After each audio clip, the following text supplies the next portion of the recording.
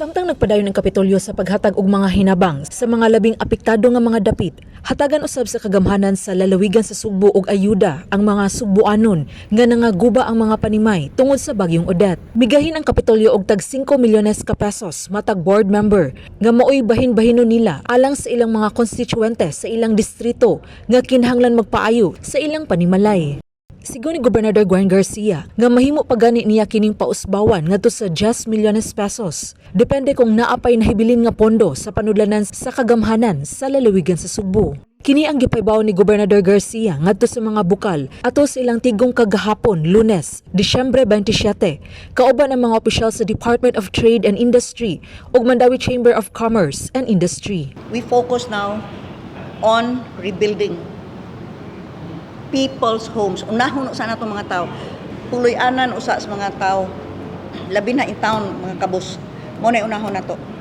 Tabangan ni nato ang mga tao nga makapalit og sin, lawanit or plywood, lansang, lumber, households ang atong ipuntarya. Dili families ha.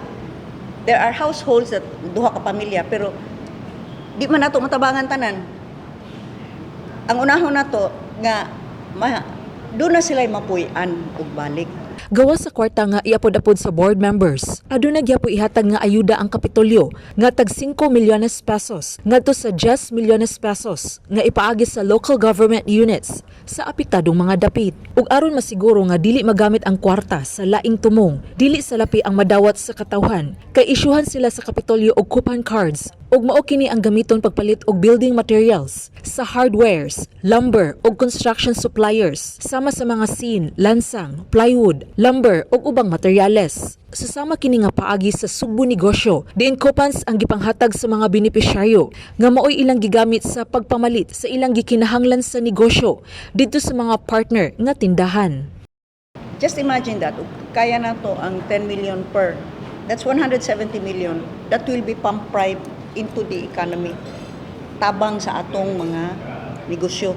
Kaya ato man na padung nila tanan nga paliton. At the same time, makatabang sa ta sa mga kaigsuunan nato nga naigo sa bagyo. So, it's really hitting two birds with one stone. You help the social, humanitarian aspect, but at the same time, you'll be helping the economy. Base sa assessment sa Provincial Planning and Development Office, niabot og 36 ka local government units dinhi sa Sugbo ang labing naapektuhan sa bagyong Odette. Niining 36 ka LGUs, kapin sa 91,000 ka mga balay ang hingpit nga nangaguba, samtang kapin sa 217,000 ang partially damaged. We cannot help all of them, nor can we hope na ma-restore yun na fully kung totally damaged. Which is why I really ask for this para I can get my bearings with this budget. How many can we help? Subay niini, muisyu si Gobernador Garcia og laing executive order nga magtakda og price ceiling sa housing materials nga sama sa iyang gibuhat sa mga presyo sa petroleum products. Karong Miyerkules, pakigtagbuan ni Garcia ang mga tag-iya og hardwares ug mga tindahan og lumber aron sabutan ang presyo ug ang paagi sa pagpalit sa housing materials sa mga benepisyaryo gamit ang coupon cards. Karon, as we focus on distributing coupons to purchase housing or to redeem para makakuha sila ng mga housing materials, we have to be able to set a price cap nga kutob ra diha.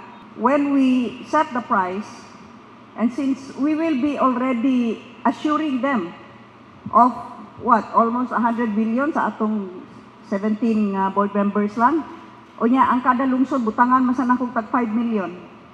180 million for our LGUs.